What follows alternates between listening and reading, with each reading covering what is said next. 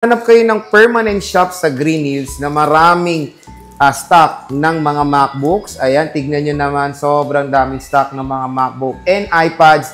Dito lang yan sa 3rd floor, V-Mall Green Hills, San Juan City, ang J&J Gadget Shop.